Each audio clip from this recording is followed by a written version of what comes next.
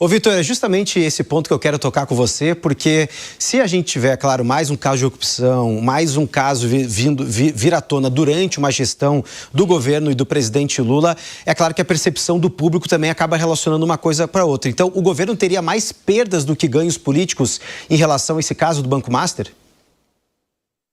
É uma questão bastante complexa, né? A gente precisa entender o impacto no governo e também qual é a mentalidade do eleitor típico do PT, né? O cara que está disposto a se comprometer com a eleição do Lula mais uma vez.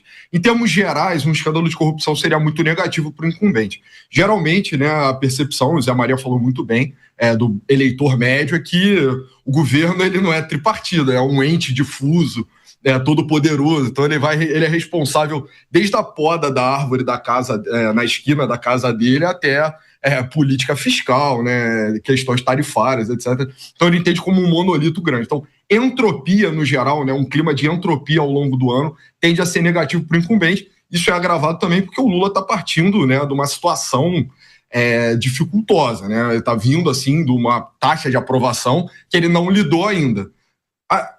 Preservadas as tendências, eu acho que a gente está caminhando para uma eleição muito parelha, né, de margem muito pequena entre o Lula e o Flávio. De qualquer forma, pode ter uma terceira via que surpreenda, né, tem candidaturas despontando nesse sentido, existe demanda latente para isso, mas de qualquer forma tende a ser ruim. Porém, né, sobre o eleitorado no geral, o último tracking, né, da Atlas Intel, que eu considero o melhor estudo de pesquisa do mundo hoje em dia, né, já pontuou corrupção acima de segurança pública, né? Então, superou, você tem um ápice de segurança pública ali naquela época da operação, aqui no Rio de Janeiro, e aí logo depois corrupção volta a despontar acima. Por que isso, para mim, não é um pé na cova da campanha petista, né? Sendo no ano de corrupção, com preocupação de corrupção? Porque muitas vezes o eleitorado está disposto a tolerar.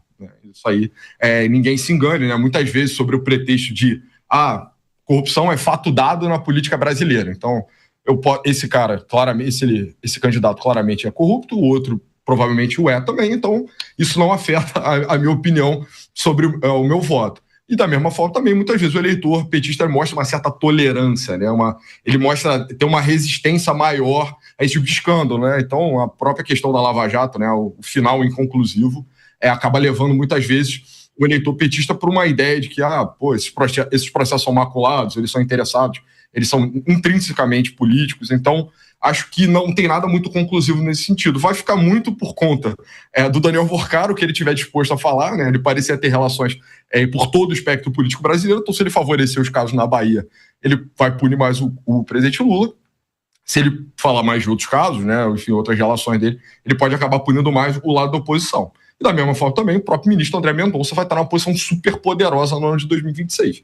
Ele tende a ser mais favorável ao lado bolsonarista, né? De alguma forma é o lado que colocou ele ali, mas não parece também ser particularmente ideológico. Então, acho que somando assim, todos os fatores, é bastante inconclusivo mesmo. É um cenário bastante delicado, o governo aí pisando em ovos. Gostou desse corte? Quer mais conteúdo como esse? Então você vai gostar muito do nosso site, onde nós compartilhamos conteúdos exclusivos gratuitos e os pagos também, caso você goste muito.